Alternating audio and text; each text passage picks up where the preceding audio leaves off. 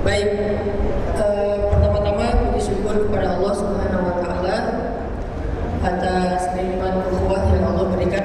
Hari ini kita melihat banyak anak muda yang berdesak-desakan mengisi masjid rumah Allah, dan ini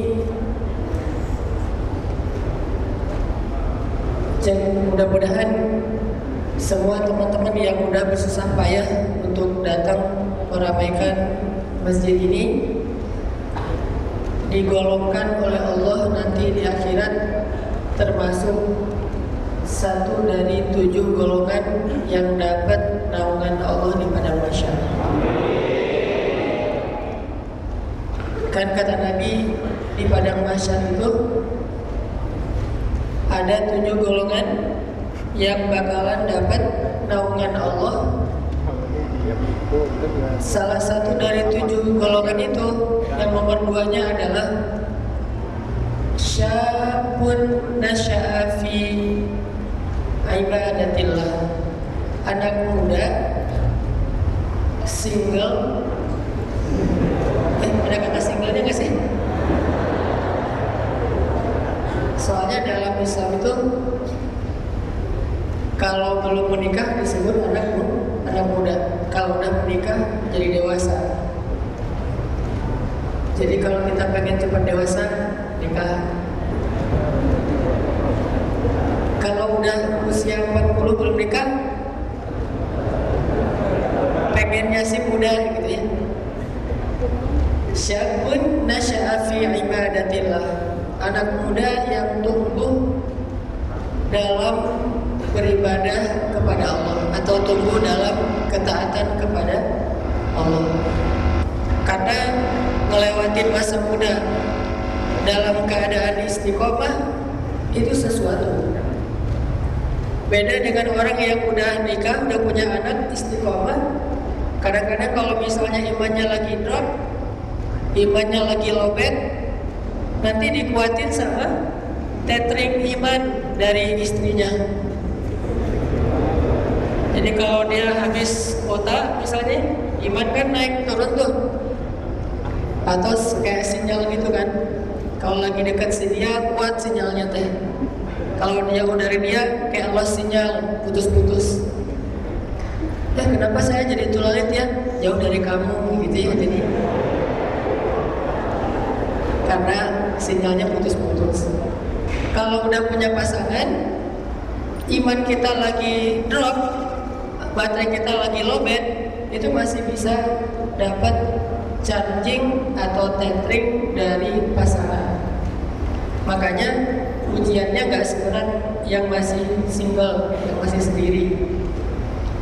Sedangkan orang yang masih sendiri, kalau imannya lagi drop, harus berusaha mencari tempat untuk ngecas iman dia. Salah satu tempat itu adalah rumah Allah Subhanahu wa Ta'ala. Di situ kita bisa mendapatkan data gratis atau kuota gratis, terus bisa sambil charging juga, banyak colokan listrik di situ teh. Dan itu butuh effort daripada sekedar di sebelah kita ada istri kita yang ngasih, ya udah pakai baterai aku aja atau pakai handphone aku aja. Kalau ini kita harus give effort sendiri untuk mencari charging dan mencari wifi gratis. Artinya nggak mudah. Sehingga orang yang masa mudanya dia habisin buat ngecas iman, nyari tempat-tempat ngecas hatinya, maka Allah Subhanahu wa Ta'ala nanti di akhirat akan memberikan bagi mereka naungan yang tidak ada naungan pada hari itu kecuali naungan Allah Subhanahu. Kebayang kalau misalnya kita lagi di padang mahsyar. Jadi cerita padang mahsyar itu teman-teman ada banyak adegan yang terjadi di padang mahsyar. Salah satu adegannya ketika di padang mahsyar ada saatnya orang dalam keadaan sangat kepanasan, sampai ada yang saking panasnya dia mandi dengan keringatnya sendiri. Bahkan sebagian ulama ada yang bilang dia berenang-renang di antara keringatnya sendiri. Jadi kan dia lagi jalan gitu kepanasan gak kuat sampai akhirnya dia mandi dengan keringatnya sendiri. Tidak ada penghalang antara dia dengan matahari. Dan matahari pada mahsyar lebih besar daripada matahari bumi, daripada matahari yang sekarang. By the way, pada mahsyar itu gimana? Pada mahsyar itu ya, sekarang kita belum ada. Yang udah ada surga neraka itu udah ada. Kalau pada mahsyar belum ada. Kenapa? Karena pada mahsyar itu bumi yang sekarang dibentuk lagi sama Allah dengan bumi yang baru. Makanya Allah berfirman di akhir surat Ibrahim, "Yauma tubaddalul ardu ghairal ardi was samawat." Hari ketika ard itu bahasa Arab terus jadi bahasa Inggris, dan bumi itu beneran bahasa Arab yang diserap jadi bahasa asing. Yauma tubaddalul ard ghairal ard. Hari ketika bumi yang lama diganti dengan bumi yang baru. Jadi bumi yang kita injak sekarang, yang kita berpijak di atasnya, nanti ketika sudah Allah hancurkan dengan hari kiamat, maka Allah Subhanahu wa taala akan membiarkan dunia ini kosong. Tidak ada kehidupan selama 500 tahun. 500 tahun. Ada ulama bilang bukan 500 ribu. Allah a'lam, yang jelas selama aja. Dalam keadaan tidak ada kehidupan. Kayak kata Allah di surat Ar-Rahman, "Kullu man 'alaiha fan." Semua yang ada di dunia itu fan. Dalam bahasa Arab ya, bukan bahasa Inggris. Mungkin itu juga diserap dari bahasa Inggris sama artinya have fun gitu. Have fun artinya mendapatkan kefanaan gitu.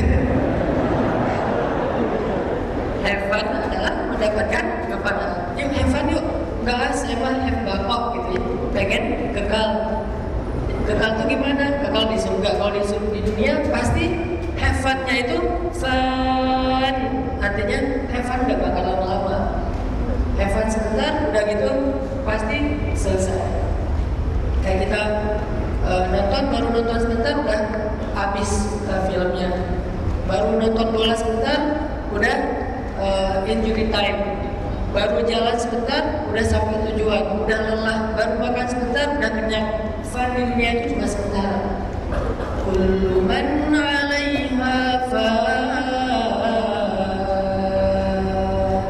Semua yang di dunia itu pasti akan binasa. Gak ada yang tersisa.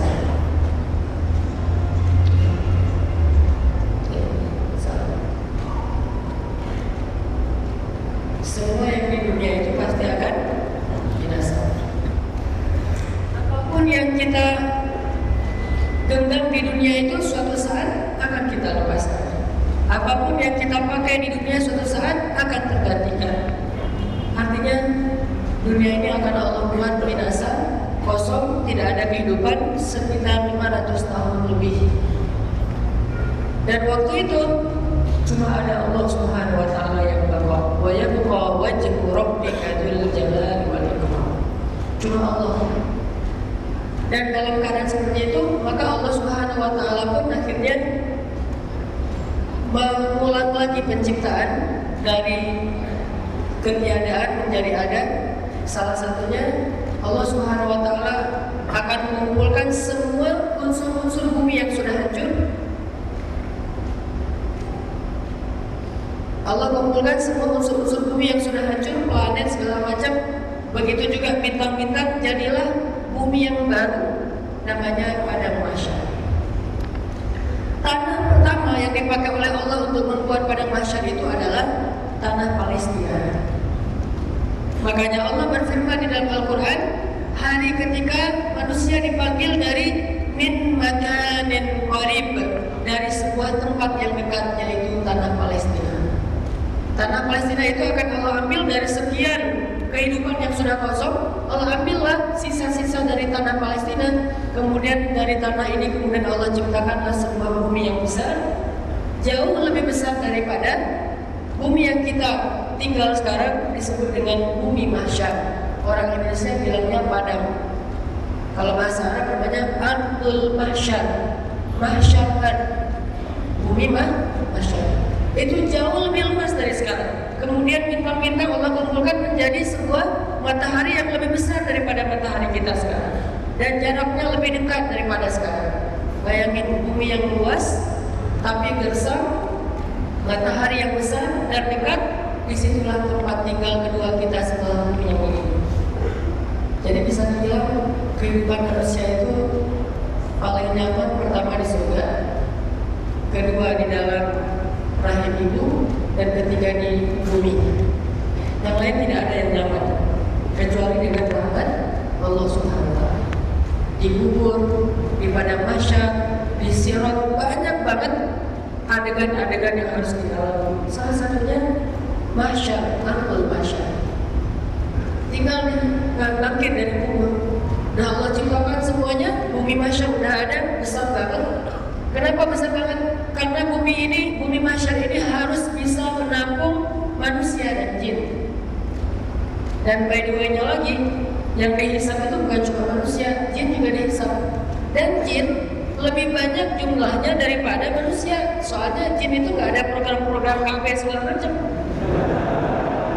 Jumlahnya lebih banyak, ukurannya lebih gede.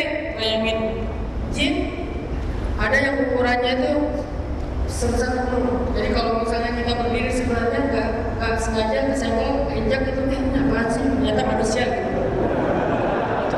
Jin.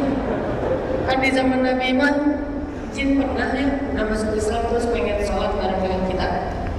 Nanti teman-teman baca di kisah-kisah di dalam Al-Quran, terutama surat jin dan beberapa surat lain yang berkisah tentang mereka. Ketika jin masuk Islam, itu jadi ceritanya si Iblis itu kan rajanya jin. Istananya atau singgasananya ada di laut. Karena Allah tentukan kayak gitu, manusia tinggal di darat, jin tinggal di laut. Walaupun sesekali touring juga sih ke darat, kayak kita touring juga ke laut. Touringnya mana ke daratan, udah lama nggak megang tanah gitu, pergi ke daratan. Cuman sekedar traveling doang, habis itu balik lagi ke laut. Jadi kalau kita senangnya ke pantai, mereka justru senangnya ke gunung. Tapi gunung itu bukan tempat tinggalnya jin, itu tempat kayak offroadnya jin lah. Manusia juga suka ke gunungnya, ya sama lah pokoknya. Jadi ke gunung. Nah, suatu ketika Iblis melihat kayaknya ada hal yang aneh terjadi di langit. Biasanya Iblis itu suka nyuri-nyuri berita dari langit. Jadi dia kepo gitu ke langit. Ini langit lagi ngapain ya? Lagi ada postingan apa? Dia kepo. Begitu langit mau ngeposting sesuatu, dia udah haters duluan gitu. Dia posting apa? Itu kan kerjaan jin banget kan, jadi hatersnya langit. Pokoknya langit lagi nyiapin mau posting sesuatu, dia udah haters duluan. Udah komen, udah apa di postingannya sendiri. Sehingga dia berharap postingan-postingan langit itu ketutup sama viralnya postingan jin. Jadi adu eksis. Nah, akhir-akhir ini Iblis ngerasa kayak susah banget mau ngepoin langit. Soalnya kalau dulu kan langit itu open, kalau sekarang harus request dulu baru bisa masuk. Jadi nggak bisa semuanya masuk, udah di lock gitu. Nggak semuanya bisa masuk. Aduh, kok langit sekarang nge-locknya? Dulu mah open, siapa aja bisa buka gitu. Akhirnya Iblis curiga, ada apa nih? Kayak ada hal yang penting banget. Kok semua videonya di YouTube dihapus? Ya curhat. Kok gini, kok gitu. Jadi jinnya penasaran. Akhirnya si Iblis ngirim pasukannya ke bumi, ke daratan untuk mencari tahu berita. Kalian pergi ke ini, cari-cari berita, cari tanah-tanah yang ada di daratan, terus bawa saya. Diutuslah sekitar 7 jin, dan 7 jin ini jin-jin yang jenderalnya lah, yang bintang 4-nya diutus dikirim ke daratan. Tugasnya ngapain? Ngambil tanah di daratan. Ada yang ke Lampung gitu, ada yang ke Indonesia, ada yang ke Irak, ada yang ke Yaman, ada yang ke mana-mana pokoknya. Nah, salah satunya ada yang ke Mekah. Ngambil tanah Mekah, dibawa ke samudra, ke laut. Jadi kayak ada satu tempat gitu isinya sampel-sampel tanah yang ada di daratan. Ditulis di situ Palestina, Mekah gitu ya. Pokoknya ditulis di sampel-sampel tanah. Ketika sampai di hadapan iblis kemudian mengendus tanah ini. Dia cium satu-satu. Dia hirup aroma dari tanah itu dan dia tahu. Dia hirup, wah ini tanah mineralnya sekian atau apa kalau dalam bahasa teknologi sekarang dalam bahasa sains. Dia hirup satu-satu. Pas ketemu dengan sampel tanah Mekah, dia hirup, dia langsung kaget, wajahnya merah, gemetaran, keringat dingin. Terus anak buahnya nanya, wahai baginda, ada apa gitu? Kata jin, kalian dapat dari mana tanah ini? Kata anak buahnya, saya dapat tanah ini dari Mekah. Kata iblis, saya mencium aroma kenabian di tanah ini. Jadi kenabian itu ada aromanya bagi jin. Saking pekanya jin terhadap masalah-masalah ini. Saya mencium aroma kenabian di tanah ini. Pasti tanah ini pernah diinjak oleh seorang nabi yang terakhir dan dia adalah musuh besar kita. Sebelum dia eksis, coba kalian datang ke sana, halang dakwah dia. Daripada dia terlanjur jadi salah gerak kan, sebelum dia eksis tuh, sebelum dia rame, udah halangi. Kalau perlu kalian hack tuh akun-akun dia. Kirim izin, menghack dakwah Nabi. Pas jin datang pengen ngehack dakwah Nabi lagi baca Quran. Jin yang tadi niatnya buruk pengen menghalangi Nabi, pengen mencelakai Nabi, pas dengerin Nabi baca Quran, mereka langsung terkesima jatuh hati dengan bacaan Al-Quran. Ini indah banget ya. Ini judul lagunya apa sih? Gitu lagi nyari-nyari apa gitu. Biar gua nyari di googling, nanti tahu bisa download misalnya. Nyari ini lagu apa sih kok enak banget didengar, kayak lagi baru ya. Oh sekarang ini lagu terbarunya Alan Walker ya gitu. Oh lagi apa gitu, lagi heboh gitu kan, lagi ngehit banget. Ini lagu di mana? Dan segala macam. Mereka kagum gitu. Lama-lama, oh kita dengar lagi, dengan jarak dekat, dengan terkesima. Gak lama kemudian akhirnya Allah kasih hidayah ke dalam hatinya. 7 jin ini tiba-tiba masuk Islam, disebutlah di dalam surat jin. Itu story behind the scene yang surat jin. Jadi sebelum surat jin turun kayak gitu tuh adegannya. Jinnya tuh sebetulnya awalnya pengen mencelakai Nabi, menghalangi dakwah Nabi, pengen ngehack akunnya Nabi. Malah jatuh cinta, akhirnya jadi followers. Follow ini keren nih kayaknya nih. Postingannya tuh banyak booster-boosternya gitu ya. Tapi kan booster semua isi kata-kata beliau kan ya. Kalau saya boosternya harus diedit, itu juga belum maksimal. Kalau Nabi setiap berucap pasti booster. Spiritual booster, main booster banget. Akhirnya jadilah followers baru 7 jin. Hari mereka jadi followersnya Nabi, mereka langsung nge-DM ke Nabi, ya Rasulullah, kasih apa tugas? Langsung DM Nabi bilang, tugas saya, tugas kalian dakwah. Jadi bukan ibadah, tapi dakwah sudah. Oh iya siap. Langsung pulang, ada yang balik ke Irak, ke kaumnya, ada yang balik ke Yaman, masing-masing ini ternyata jin dari negeri yang berbeda-beda, beda komunitas gitu. Satu ada jin yang sebelumnya misalnya komunitas ABC sampai Z. Setelah beberapa lama kemudian datang lagi, ternyata masing-masing dari 7 jin ini datang bawa ribuan jin yang pengen bersyahadat di depan Nabi SAW. Akhirnya mereka janjian sama Nabi, ya Rasulullah, kamu udah siap nih, ada ribuan jin yang pengen syahadat, yuk kita bikin tabligh akbar gitu. Yang bisa syahadat basal. Bikinlah janjian kapan disiapin segala macam, kepanitiaannya tuh jin gitu ya. Nah Nabi perform kan, pengen menasihati para jin. Nabi pengennya pas perform tuh bawa satu asisten. Nanya-nanya ke sahabat, siapa yang bisa jadi asisten saya? Saya pengen perform. Perform di mana ya Rasulullah? Di depan jin. Sahabat diam semuanya, nggak ada yang angkat tangan. Mau jadi manajer Nabi, tapi performnya di stage-nya jin. Siapa yang berani coba? Para sahabat diam aja gini. Akhirnya Nabi melihat, mungkin waktu itu gak ada Umar ya. Kalau ada Umar pasti gua aja lah Rasulullah. Kalau majid mah gampang lah itu mah. Jin kalau Umar lewat aja gak berani lewat kan. Cuman kayaknya gak ada Umar di situ kalau kita harus nuzulnya. Yang jelas para sahabat diam. Akhirnya karena sahabat gak ada yang mengangkat tangan berinisiatif pengen jadi asisten Nabi, Nabi nunjuk, kamu aja nih Abdullah, seorang anak muda dan masih single, agar tetap aja anak muda namanya Abdullah bin Mas'ud dan dia itu penghafal Quran. Abdullah bin Mas'ud itu kalau menghafal Quran dengar sekali hafal. Jadi kita baca Bismillahirrahmanirrahim.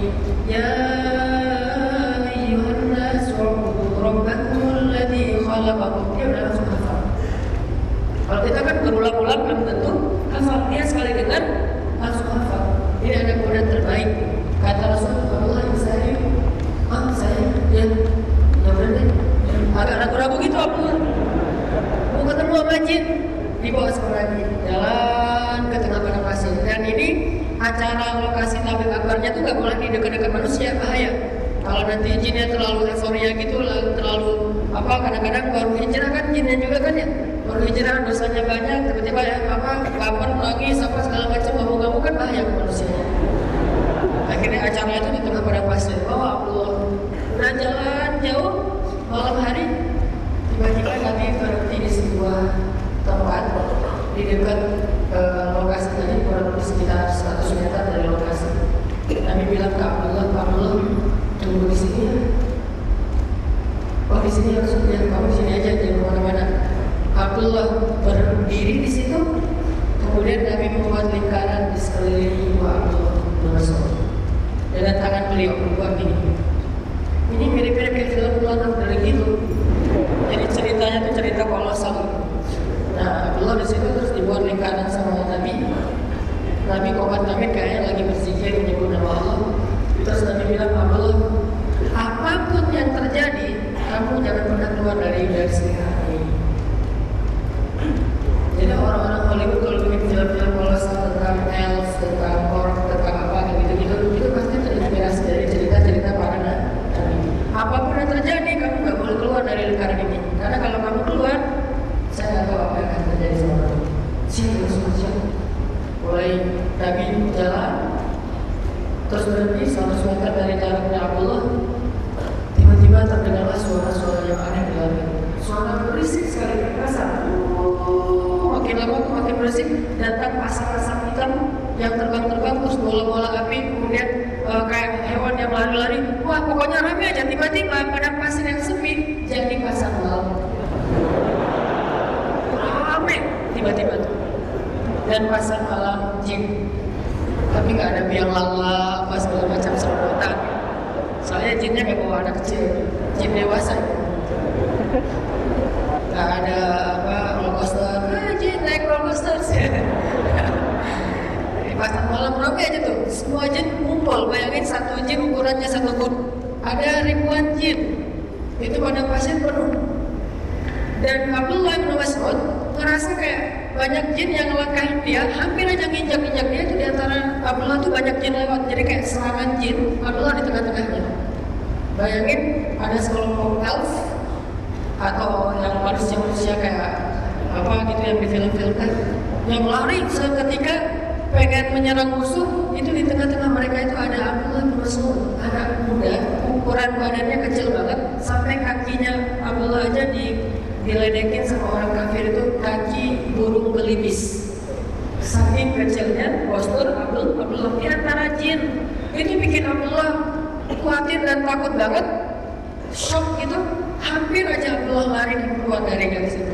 Pas dia mau keluar, gimana nih? Mau melarikan diri, dia teringat kata Rasulullah, jangan keluar dari garis ini apapun yang terjadi. Dia istiqomah di situ.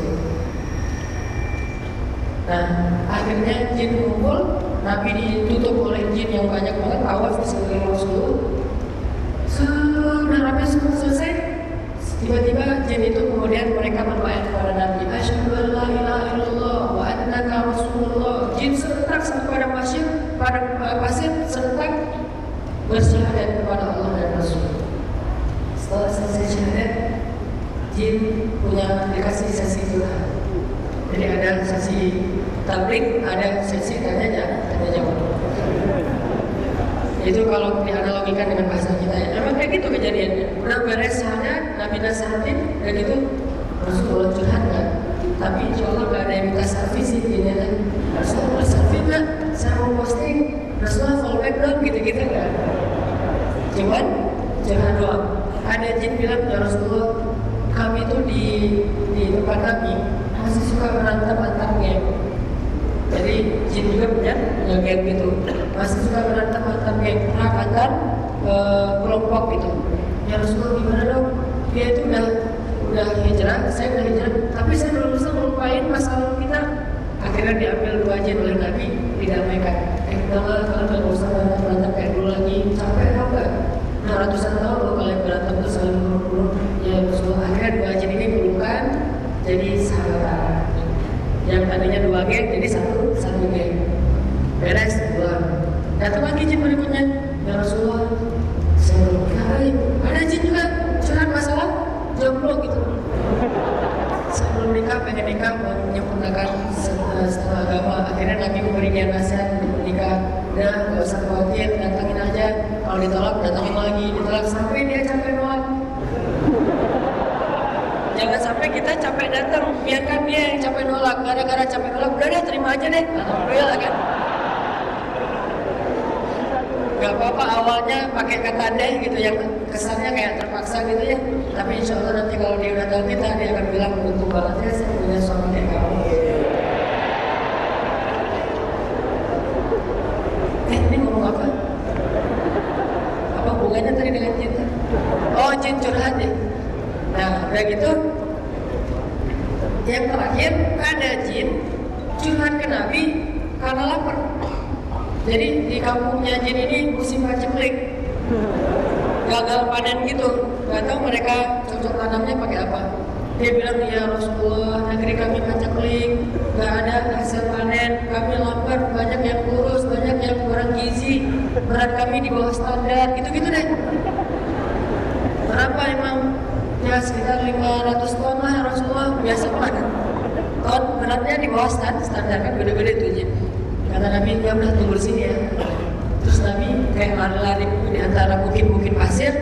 Ternyata Nabi lagi ngumpulin tulang belulang, kayak kita ngumpulin ranting. Nabi ngumpulin di antara mana pasir, tulang otak, tulang hewan-hewan yang mati di tengah pasir, kumpulin dengan Nabi, jalan. Terus datang ke jin itu, terus Nabi bilang, mulai sekarang tulang belulang adalah makanan kalian. Jadi gak perlu panen, gak perlu cocok tanam, udah aja makan tulang. Sejak saat itu, itulah awal kalinya jin makan tulang. Sejak saat itu, tulang itu menjadi menu favoritnya jin.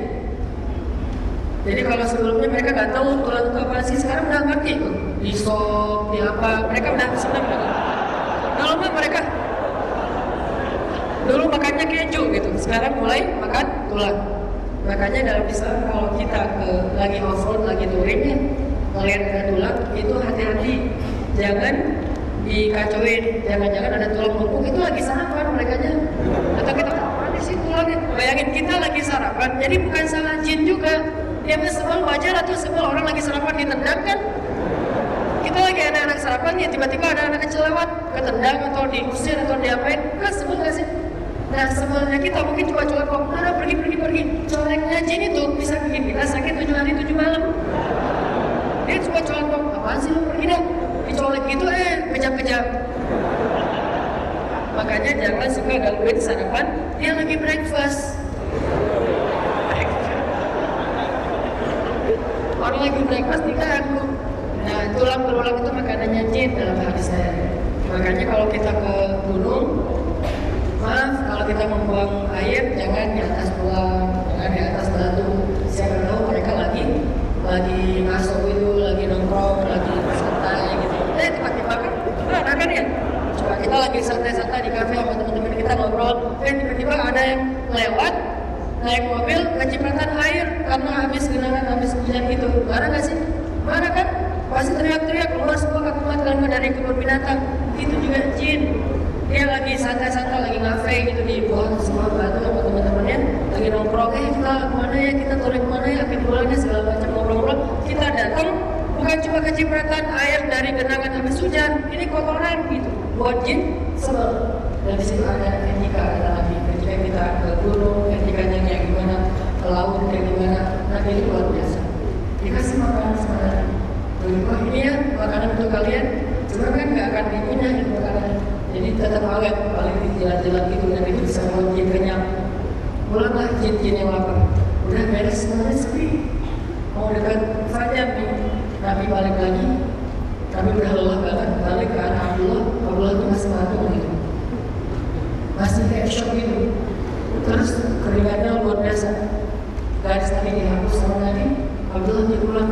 Abdullah dia aja bangun sebenarnya. Kaget kan ngeliat kejadian itu. Terus Nabi bilang, Abdullah gimana tadi? Kamu gak apa-apa? Pas udah sampai di Madinah, sampai di rumah, baru Abdullah bilang, ya Rasulullah, tadi hampir aja saya keluar dari garis itu. Kalau gak karena ingat kata-katamu ya Rasulullah. Apa kata Nabi? Kalau tadi kamu sempat keluar dari garis yang saya buat, kita gak akan ketemu lagi selama-lamanya ya Rasulullah. Kenapa? Dibawa lari sama jin. Ini gimana sih ini lucu? Jin kan melihat manusia kan lucu gitu dinyata. Apalagi manusianya kita gitu, orang-orang yang mulus kan, nggak ada janggutnya. Ini lucu banget sih kamu, nggak ada janggutnya. Kalau kita ke Arab tuh kalau nggak ada janggut malah bahaya.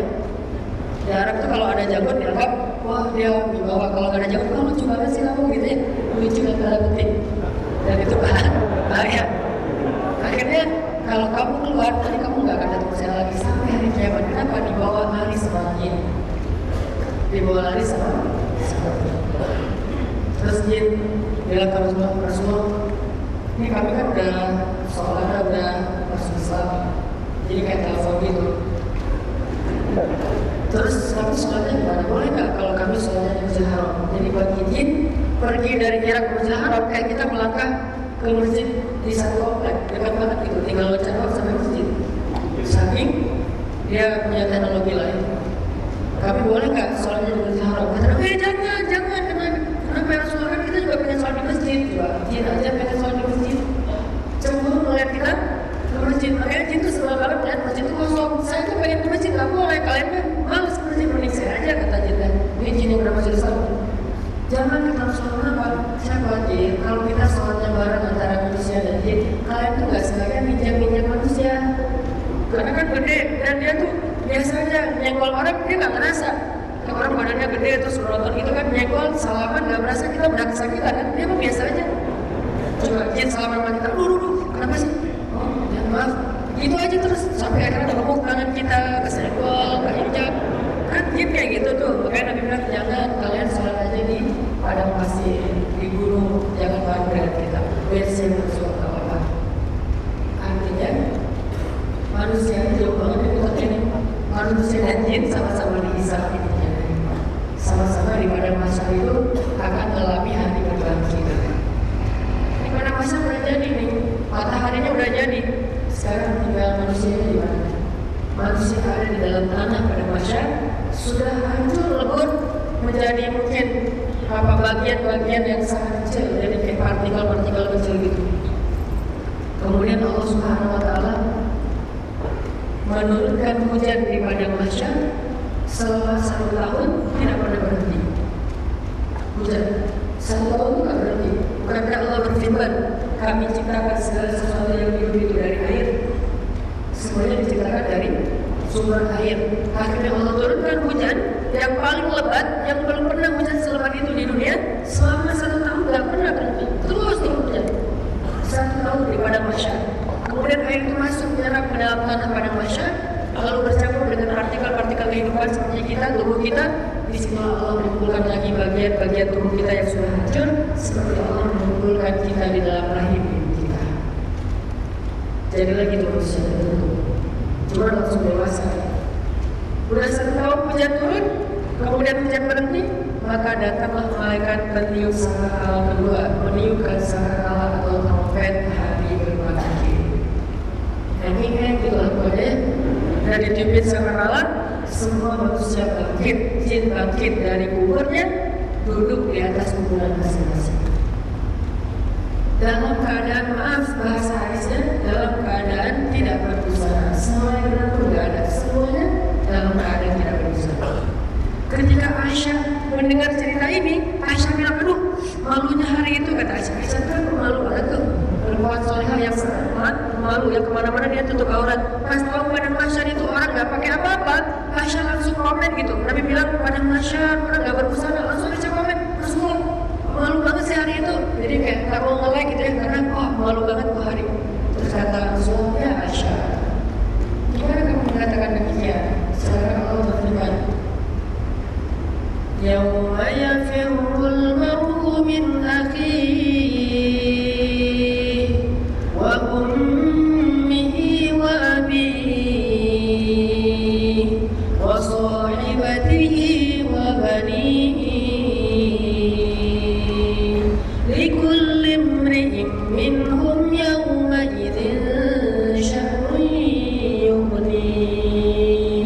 Gimana kamu merasa malu ya Aisyah? Sedangkan hari itu seorang ibu aja lari dari anaknya, seorang ayah lari dari keluarganya, seorang suami lari dari istrinya, dan seterusnya. Gak ada yang peduli. Jadi walaupun kita sehidup semati, kita berwasiat sebelum wafat, saya ingin dikuburin di sebelah istri saya. Kalau perlu satu liang lahan dengan pasangan kita, itu pas dikuburin, pas bangkit, kita tuh gak akan melihat ke sebelah kita. Di sini ada istri kita di sebelah kita bangkit, langsung cuma mikirin diri sendiri, nggak lihat, mama. Nggak ada tuh adegan kayak gitu. Berbangkit mah nggak ada adegan. Siapa yang kayak asal kenal? Nggak, udah nggak kenal sama sekali. Ketika Allah berbangkit, kenalan lagi nanti di hari hisab. Jadi ada adegan nggak saling kenal, ada adegan kenal banget. Akhirat itu banyak banget loh. Nggak seterusnya nggak kenal. Ada adegan nanti di hari hisab kita jadi saling kenal, saling nolong, saling menghujat, saling menuntut. Ada sidang kan? Dulu dia pernah mengambil harta saya, Allah akan beri dia hak secara adil. Dulu dia pernah ngomongin saya, ditransfer amalnya, nanti ada. Tapi sekarang nih kita nggak sadar. Bangkit suami istri keluarga satu area kuburan, itu kayak kuburan keluarga kan, tapi nggak ada yang sadar. Malaikat memanggil mereka, dan tiba-tiba kata Allah di surah Al-Qamar, manusia itu dihalau ke arah malaikat yang memanggil. Lalu mereka tiba-tiba datang seperti jaradun muntashir, seperti belalang yang serentak terbangnya. Pernah melihat belalang di ilalang yang luas itu? Kan ada banyak belalang di situ. Pas kita usir sekaligus terbang zrup gitu kan ya? Begitulah manusia terbang menuju ke arah malaikat yang menuju segala. Di mana malaikat itu stay? Malaikat itu stage-nya, berdirinya, stage-nya malaikat pas di segala itu mana? Al-Aqsa, Palestina. Dari sanalah manusia akan dipanggil. Ya ayyuhan nas, wahai manusia, wahai jin, kesini. Kalau sekarang kita nggak ke Palestina, yakinlah suatu saat nanti semua kita pasti akan ke Palestina. Kalau sekarang mungkin orang ke Palestina dengan aksi manusia, mau obat-obatan, pemberian pangan segala macam, nanti kita akan ke Palestina membawa amal, baik amal yang baik atau tidak. Ini yang terjadi di padang mahsyar. Sampai di padang mahsyar, kemudian dipanggil ke Palestina, orang-orang berjalan ke sana. Sampai di Palestina itu kan crowded banget tuh. Itu lebih ramai daripada 212 loh ya. 212 kan cuma berapa juta kan? Ini miliaran, dan bukan cuma manusia. Dan nggak pakai baju putih-putih, nggak pakai baju sama sekali, dan itu bukan cuma manusia, banyak jin juga. Baru ketahuan, oh ini yang namanya iblis, baru tahu nih. Udah kali punya tahu gitu, saya posting nih, keren nih dapat wajah iblis. Baru kenal sama iblis. Dan manusia waktu itu akan dikelompok-kelompokkan sesuai dengan amal. Yauma idzi yasdurun nas ashtatan liyuraw a'malahum. Pada hari itu manusia akan dikelompok-kelompokin. Jadi kita nggak bisa milih kelompok saya barengan dia aja, nggak bisa. Kata mereka lo kesini dikelompok-kelompokin. Terus di dalam kelompok itu kita jadi kayak perkenalan baru lagi gitu ya, kayak Oscar dulu, siapa kamu segala macam. Bayangin pas kita masuk suatu kelompok, kenalan sama ada satu sih barusan. Siapa namanya? Oh saya istrinya Nabi. Oh masya Allah, saya masuk kelompok istrinya Nabi. Nabi yang mana ya? Nabi Lut. Bahaya kan? istri Nabi Lut. Apa dosanya? Dosanya kelainan. Apa? Secara biologis punya, bukan biologis, secara fitrah punya kelainan. Jadi yang mendukung kayak gitu-gitu kan nanti kenalannya sama siapa? Istri Nabi Lut. Kok sih maksudnya kelompok istri Nabi Lut sih? Lagi, Pak, nama siapa? Saya istri Firaun. Hah? Yang mana? Asia. Oh, berarti dia masuk golongan perempuan yang sabar. Kenapa siapa? Saya istri Nabi. Nabi yang mana? Nabi Nuh. Sama juga ya. Ikat gitu. Saya anaknya Nabi, anak Nabi Nuh, anak Nabi Adam yang qabilnya karena dia membunuh, mengambil nyawa orang lain tanpa ada alasan yang dibolehkan dalam agama. Intinya kenalan yang luar biasa, saya kenalan. Mas, siapa? Umar. Hah? Umar yang mana nih? Umar bin Khattab. Berarti kita di dunia adalah orang yang syadidun fil haq, sangat keras dalam kebenaran. Kenal lagi, Pak siapa? Oh saya yang lembut orangnya. Saya Abu Bakar. Masya Allah, berarti dia di dunia orang yang sangat tawadu, orang yang lemah lembut. Kenal lagi saya, siapa? Saya Ali. Kenapa masuk golongan Ali? Karena dia adalah anak muda, jomblo yang tumbuh dalam keadaan taat. Saking taatnya Ali, aurat sendiri aja nggak pernah lihat. Auratnya sendiri tuh nggak pernah lihat, apalagi orang lain. Nggak pernah Ali tuh ngepoin Instagram orang apa. Nah, jadi benar-benar jaga pandang. Jadi yang bisa menjaga pandangan masuknya golongan Ali. Yang rajin puasa masuknya golongan siapa gitu. Asyad dan berkelompok-kelompok. Ada adegan kayak gitu. Ada juga nanti adegan disiam sama Allah. Ada juga adegan orang-orang dipanggil sama Allah. Jadi di padang masyarakat itu kayak ada bagian informasinya. Tiba-tiba kita dipanggil. Hanan Ataki mohon untuk datang ke informasi. Ada apa? Saya kira saya kayak dipanggil. Ya, oh kamu ada lagi ya? Silakan dalam. Ternyata jadi saya itu ternyata dicari oleh seorang laki-laki yang dia itu udah masuk surga duluan daripada saya. Jadi ada salah satu laki-laki orang soleh masuk surga. Pas dia udah masuk surga, di surga dia nge-browsing nama saya. Karena di surga itu ada, malah kalau kita bayangin komputerisasi atau apa teknologi surga jauh lebih dahsyat dari dunia ya. Jadi nyari orang tuh nggak manual, kenal ada lagi nggak? Kenal enggak? Jadi aja di pusat informasi tinggal ketik ada data kisah. Ternyata nama saya nggak ada di surga. Wah, Ustaz saya belum masuk surga nih. Coba saya dari di daftar neraka. Ada data kisah di neraka gitu. Alhamdulillah nggak ada juga gitu. Nggak ada neraka. Terus di mana nih orang gitu kan ya? Dia nanya ke Allah, ya Allah, di mana kah ada tadi? Kata Allah, dia masih orang masuk nggak jelas. Oh ya Allah, kasihan banget sih dia. Saya tuh masuk surga gara-gara dia loh ya Allah. Sering dengar posternya dia misalnya. Ya Allah, saya mencintai dia karena mau di dunia sama karena dia.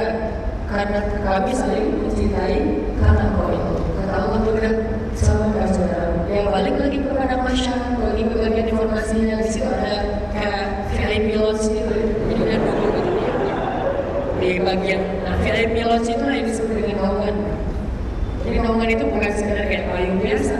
Naungan di situ adalah sebuah tempat yang paling nyaman, di mana orang lain itu di luar panas-panasan, dia itu di VIP Lodge itu kayak kita di bandara masuk ke lodge. Di situ ada buffetnya itu lengkap, makanan itu bebas makan apa aja, ada kopi, ada segala macam, ada buah.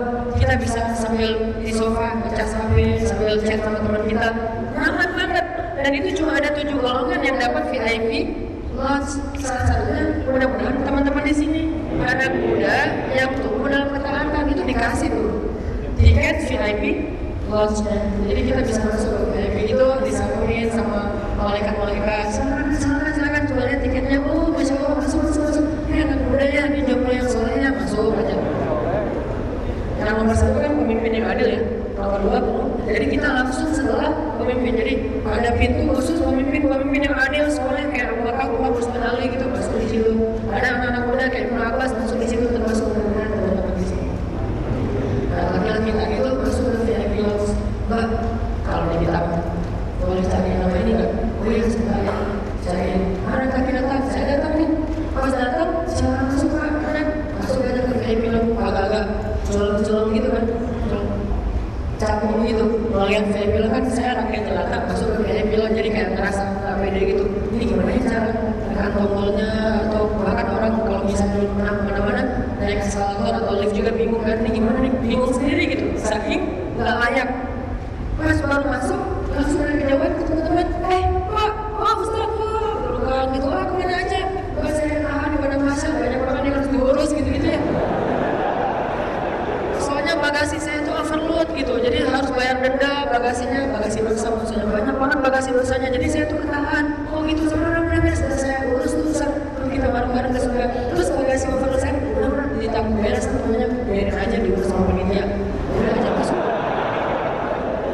masuk ke dalam surga gara-gara dia. Itu teman-teman keajaiban dari persaudaraan kata Allah dunia.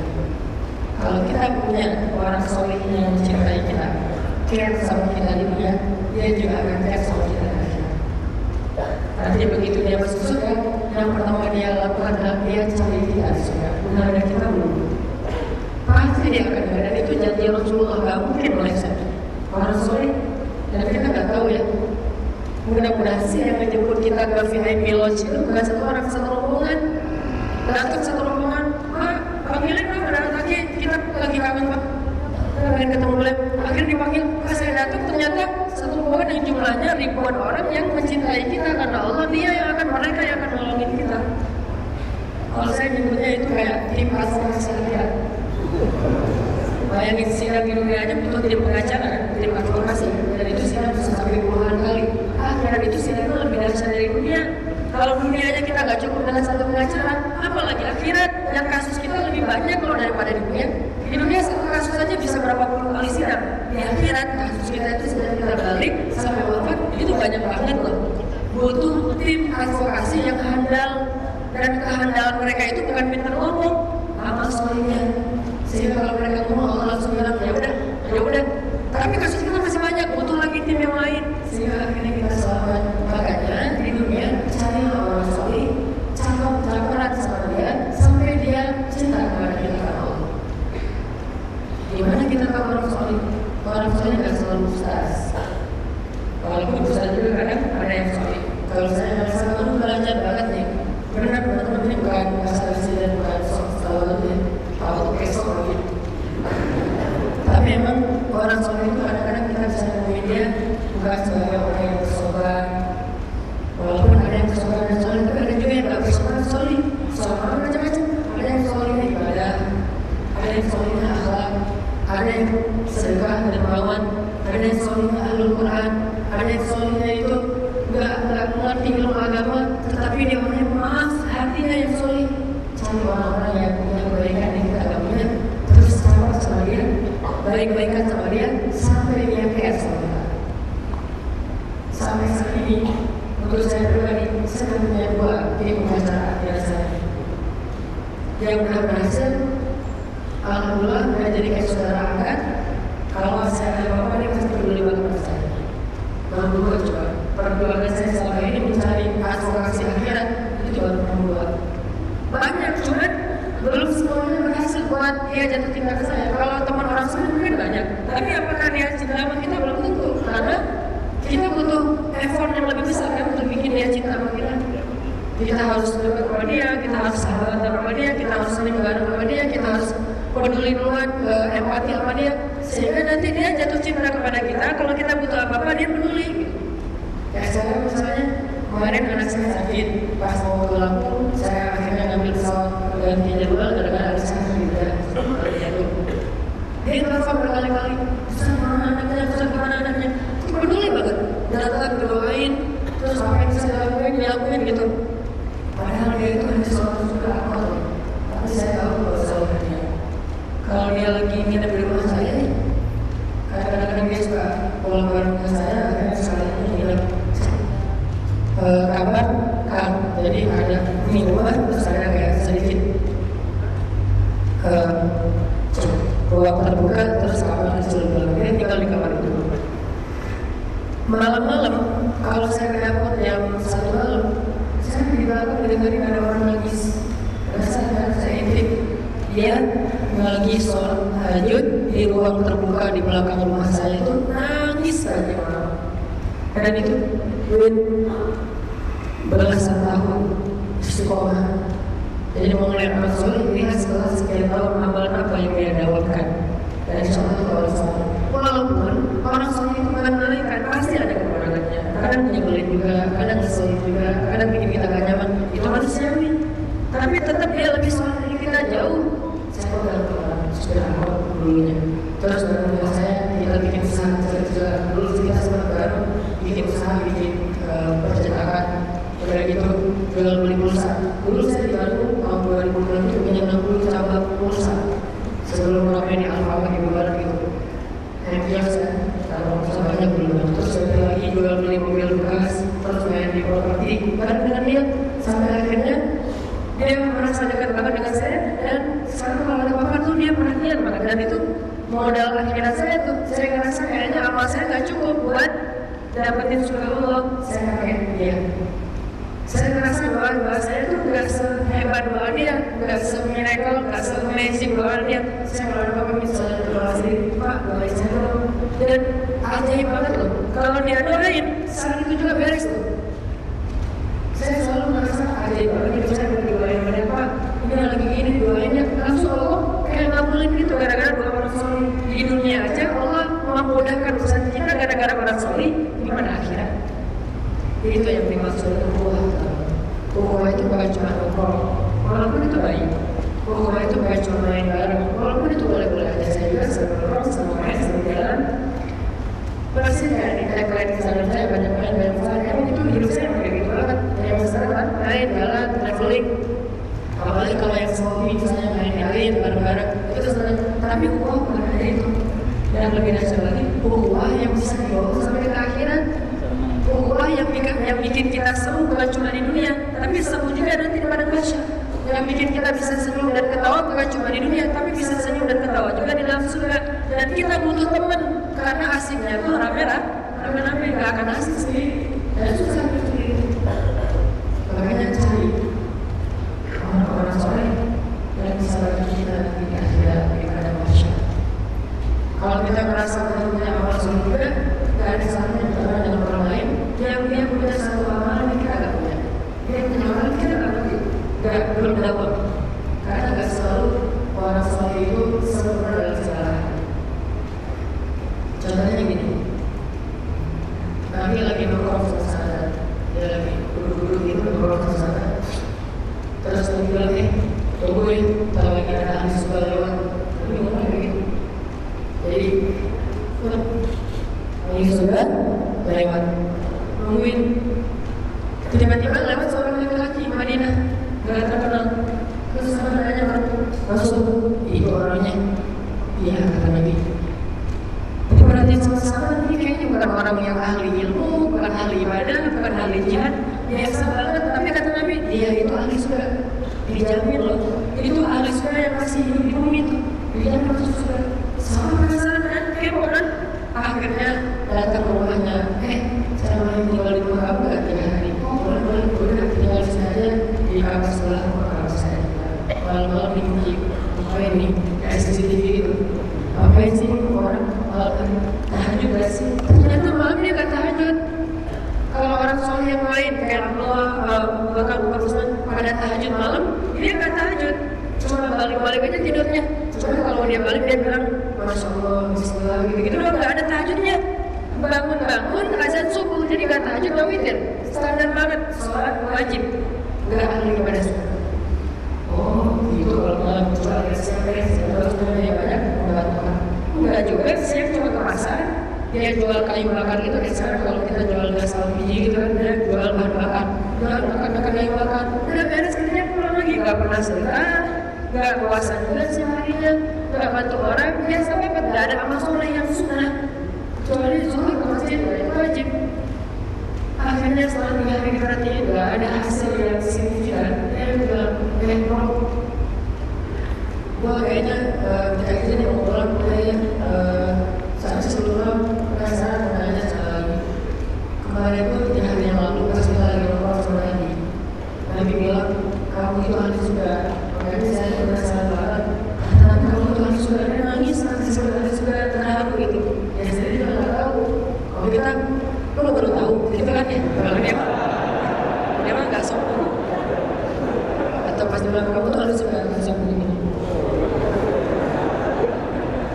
Dia kan sendiri nangis, terus dia bilang, saya mau penasaran apa selama apa ya? Penasaran kalau saya perhatiin 3 hari ini kan biasanya saya juga kayak gitu, maka saya selalu bilang itu, kenapa kamu masih mahasiswa? Dia bilang, ya nggak tahu, saya juga seperti kamu lihat ada yang beda. Saya nggak pernah posting sesuatu yang apa, yang saya blog atau apa yang bisa dilihat orang, nggak pernah kayak gitu. Oh, ya udah, saya jadi dulu ya. Pasti dia berangkat, tiba-tiba di padang kita kayaknya saya tidak ada satu hal yang mudah-mudahan jadi kebaikan yang bisa diri. Apa? Orang ini bilang, saya itu nggak pernah gigi seorang. Jadi dia itu nggak ibadah zahir, ibadah batin. Zahirnya salah banget, kalau begitu tapi batinnya begitu luar biasa. Ibadahnya ibadah hati. Saya nggak pernah diterima orang. Jadi kalau ada orang yang dapat nikmat, saya bersyukur. Alhamdulillah dia jadian begitu. Saya bersyukur. Kalau ada yang putus, jadian maksudnya nikah. Kalau putus maksudnya talaknya, ya hanya bahasa. Kalau ada yang putus, saya pernah sedih. Astagfirullah, putus sih. Gitu. Jadi saya tidak pernah nikah sama orang. Bahkan kalau dia jadian sama yang saya lagi kecengin, bersyukur walaupun cuma begitu. Lagi ngecengin gitu, tiba-tiba datang undangan, oh kan dia sih yang jadi gitu kan ya. Ini orang bersih banget hati. Orang dapat nikmat dia yang bersyukur. Ya, kalau ada yang buat salah dia, ini kan saya nggak pernah mendam rasa dendam, pasti selalu baik. Dan saya berdoa ya Allah maafin dia. Karena saya juga maafin, mungkin dia lupa, mungkin dia kasar, mungkin dia salah, mungkin dia apa, mungkin dia apa. Seterusnya. Ini orang ibadah batinnya luar biasa. Itu orang penyebab dia disebut oleh Nabi min ahlil jannah, termasuk yang dijamin masuk surga. Orang kayak gini itu kan bahagia. Saya pernah umroh bawa rombongan. Di rombongan kita itu macam-macam. Mulai dari orang yang sangat kaya raya yang umrohnya itu 13 kali. Jadi umroh itu kayak kita ke pasar gitu. Kalau dia mau belanja dia tinggal ke sahur. Mau cari modal kemana ke sahur? Modal cari sahur. Saking kayanya tuh jadi modal doang sih lah. Sampai ada jamaah umroh yang dari kampung banget, yang sangat polos, yang kerjanya itu sebagai buruh tani, bukan petani, buruh tani. Lahannya punya orang, dia cuma buruh doang. Kata dia kalau pergi ke sawah itu jarak dari rumah ke sawah itu 2 kilo. Jadi jalan 4 kilo bolak-balik setiap hari. Ini orang polos banget, nggak pernah ke kota. Semua banyak kerjanya. Bayangin sampai rumah, ada aja kan masalah, kadang-kadang hotelnya bermasalah, kadang-kadang immigration bermasalah, kadang-kadang di sana bermasalah. Yang lain yang udah biasa umroh kadang-kadang kayak karena ngerasa dia bayar sendiri, punya duit, dia ngerasa kayak harus dilayanin gitu. Ini kenapa sih orang bermasalah? Perasaan ada orang lain dari gitu deh. Mulai ngeluh-ngeluh, dia duduk senyum. Ini ada orang kayak gitu. Ini kalau mungkin orang sesuatu kita nggak kenal. Yang lain bisa tawaf berkali-kali, dia cuma paling tawaf sekali doang. Yang lain pulang-pulang pas di ruang makan, saya udah cium aja aswad, saya udah cium aja aswad sampai ada cium aja aswad sekali 5 kali. Sehari 5 kali, yang tawaf sampai 10 kali. Dia cuma sekali doang tawafnya. Tapi artinya nggak ada masalah. Yang lain kadang-kadang ada masalah dengan temannya satu aja bisa ada masalah. Akhirnya pas dia naik mobil bus itu satu paling depan, satu paling belakang. Lagi umroh bisa gitu. Bahkan ada orang yang umrohnya suami istri, justru putusnya itu di Mekah. Jadiannya di Indonesia, putusnya di Mekah. Bisa kayak gitu. Suami istri berangkat pulang, buku nikahnya dibalikin ke Ka'bah. Tapi ini orang pasti hatinya. Ini namanya Pak Rashid, karena orang baik, boleh disebut namanya Pak Rashid, pernah seperti itu. Akhirnya saya perhatiin dari Pak Rashid ini kok gak pernah sebenarnya sama saya. Padahal pernah diperhatiin, karena jamaahnya kan banyak loh. Lain mungkin jamaah-jamaah yang bisa berinteraksi sosialita, bisa susah, segala macam jamaah. Kalau itu belum aja diem. Pak Rashid kita ziarah ya, boleh ikut. Pak Rashid musik yuk, pasif, polos, lugu gitu. Gak ada masalah dalam hidupnya. Datang senyum, ada asal biasa, ada asal gitu. Gak masalah. Senyum aja. Ternyata semua masalah dia lupa buka sandal dia, masuk masjid apa? Karena biasa pakai sandal jepit, buka masjid dulu buka. Gua mau nangis sama saya. Pakai masker, begitu lah pokoknya banyak urusin lah aja.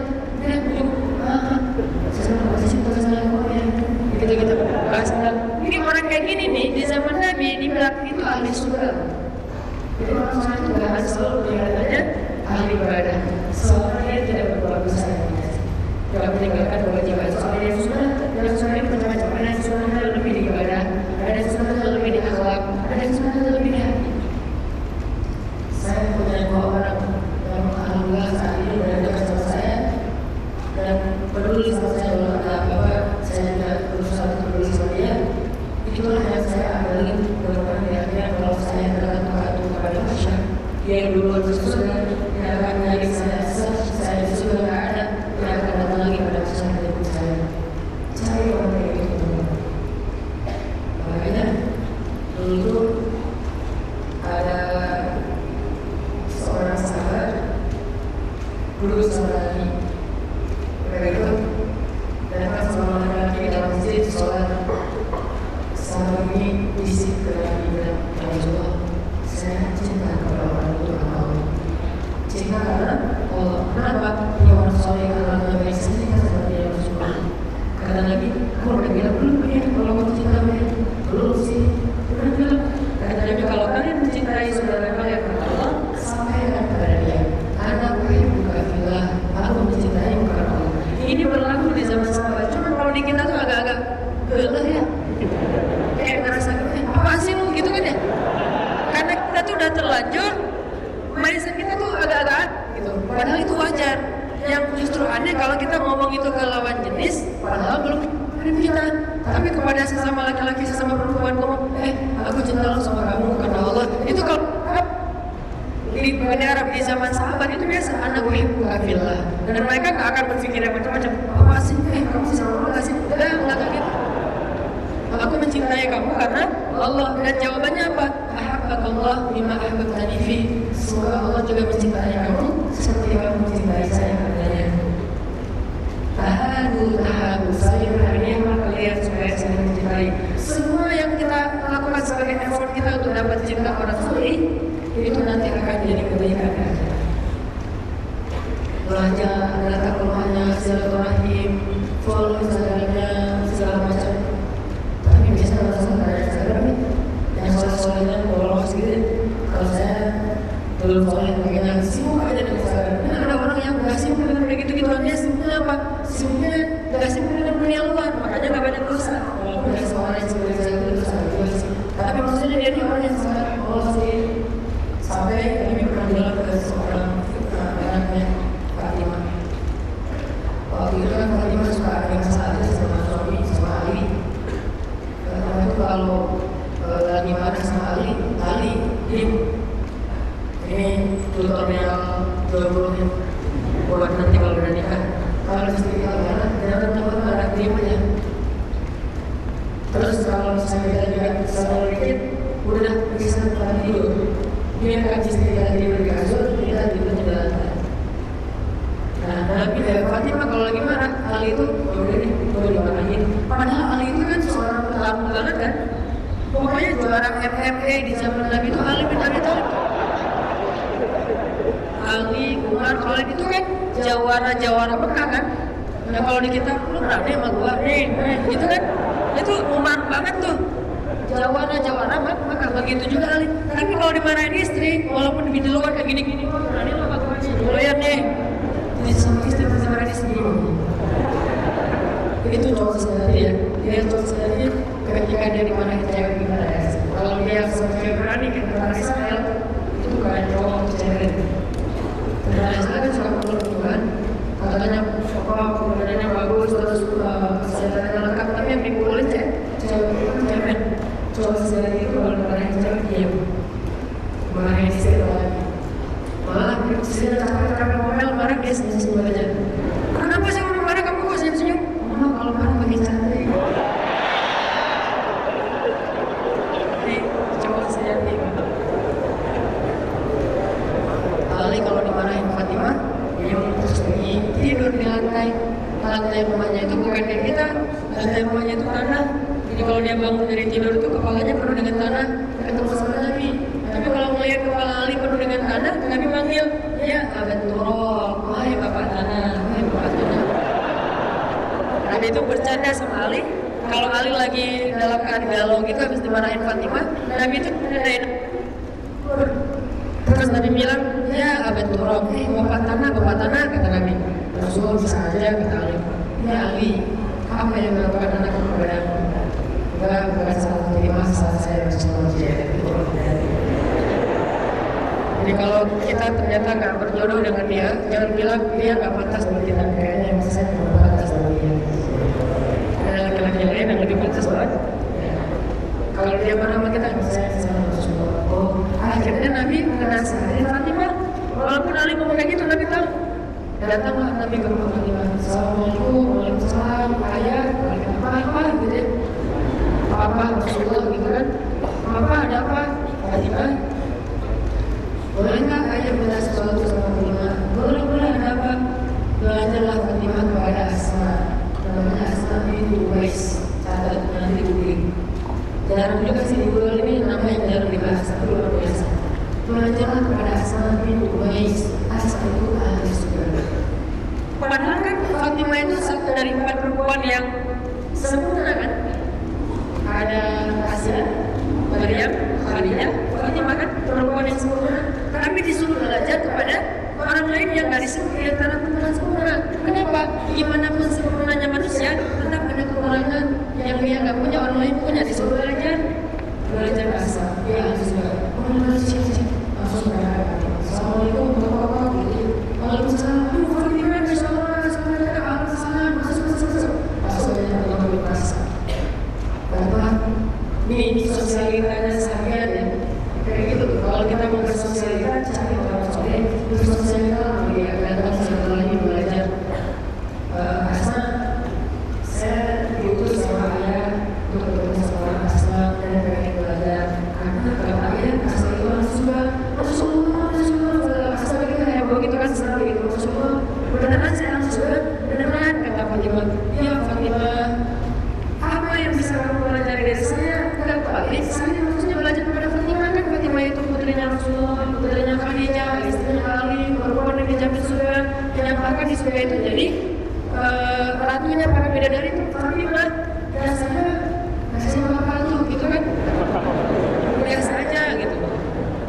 Terus saya kata Fatimah, enggak Asma, pasti Asma punya sesuatu yang Fatimah. Jadi tadi saya pikir dulu awal-awal apa ya? Akhirnya, oh gini nih, Asma, yang Fatimah kata Asma. Apa? Kayaknya kalau saya suruh ada pasti baca salah sama Tuhan. Nggak tahu, kalau kita mah ya juga sih. Ya gitu mah, kita mah gitu banget. Kalau Fatimah mah nggak tahu. Kalau saya sebut ilmu, wah justru saya ilmunya banyak belajar dari Fatimah. Kalau saya sebut keturunan saya nggak ada apa-apanya dibandingkan keturunannya Fatimah.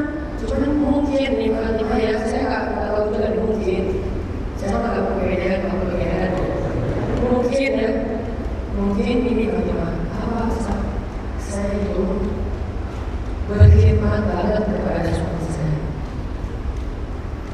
Kalau suaminya Asma itu Ja'far, kakaknya Ali bin Abi Thalib. Jadi Fatimah sama Asma berarti empat.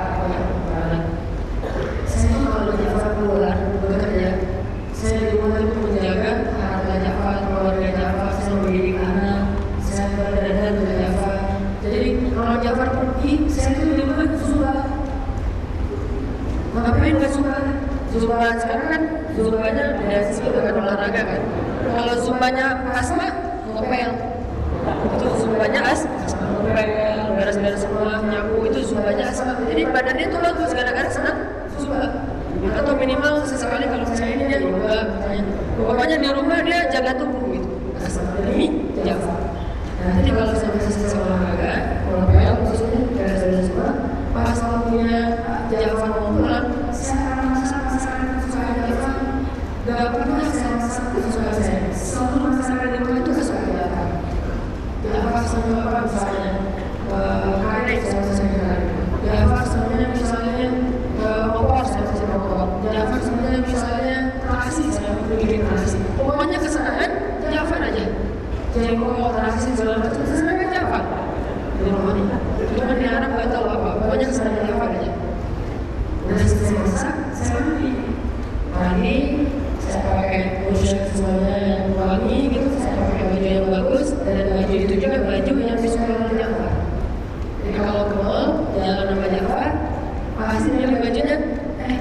Jafar ini bagus nggak gitu kan, ini bagus loh, mama pengen yang ini, wah itu nggak cocok, pokoknya mama pengen aja kayak gitu. Yang papa suka, mama mau beli baju mana, papa yang pilih gitu. Kalau kadang-kadang laki-laki beli baju agak aneh sih, jadi dari atas bawah tuh kayak jemuran warna-warni gitu ya. Dipakai baju kesukaan Jafar, dan saat Jafar datang, dia akan menyambut di pintu. Assalamualaikum warahmatullahi wabarakatuh. Dia menyambut kedatangan suaminya seperti seorang pelayan menyambut kedatangan rajanya. Biasa. Terus datang pas Jafar, langsung dia bilang tasnya, sini pak, tasnya pakai sepatunya, kalau tasnya ya. Jafar kan juga pakai sepatu, pakai sandal soal zaman kan, pakai sepatunya diberesin semuanya. Dihidangkan makanan untuk Jafar. Ketika Jafar makan, asal minum aja, kamu ikut makan bareng Jafar. Jafar juga gak rela, asal saya bisa makan sendiri, harus diturunin bareng-bareng, kita satu piring berdua, satu gelas berdua gitu kan. Enggak, Jafar aja yang makan, saya sekedar makan, nanti sisa makan aja Jafar belum makan. Malah Jafar gak pernah bilang gitu, asal doang yang kayak gitu. Dan selesai makan, diberesin, sekarang dia akan kain buat Jafar mandi. Dan dia yang memandikan Jafar. Sampai berubah sampai dari suami, semuanya sudah dilakukan untuk Jafar. Kemudian asal pergi ke dapur, ambil satu lidi korma, kasih pada Jafar. Korma itu kan korma pada ini deh. Ambil satu lidi korma, kasih Jafar. Ini ada Jafar. Bagaimana pelayanan saya hari ini? Pasti masih ada orang kan? Itu pasti masih ada orang kan Jafar? Tolong please, pukul saya pakai satu lidi ini supaya Allah SWT maafkan dan menggugurkan dosa-dosa saya kepada kamu dari seluruh pukul saya. Coba apa yang Bapak lakukan? Dan ini pukul pasti ada di pukul asal saya lakukan. Terus dia bilang, aku beritahu kepada para istri. Beritahu suami itu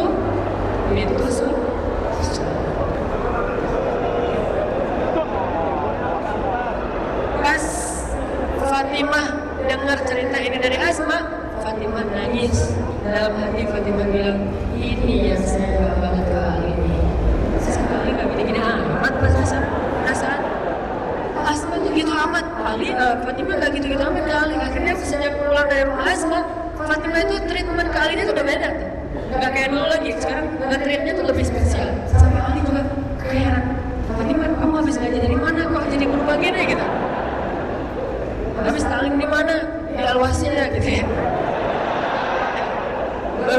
Berubah. Fatimah senyum-senyum aja. Terus kesehatan sama itu Ali itu kalau ketemu Rasulullah wajahnya bersih-bersih. Rasulullah senyum-senyum dari Ali itu Rasulullah.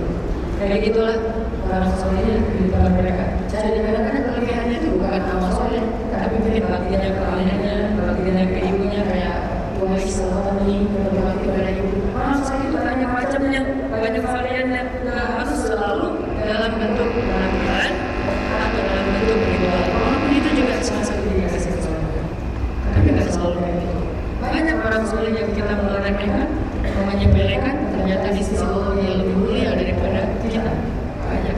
Makanya pesan moral dari talim terakhir ini, teman-teman, belajar orang soleh, cari orang soleh, deketin orang soleh, sampai dia jatuh cinta sama kita.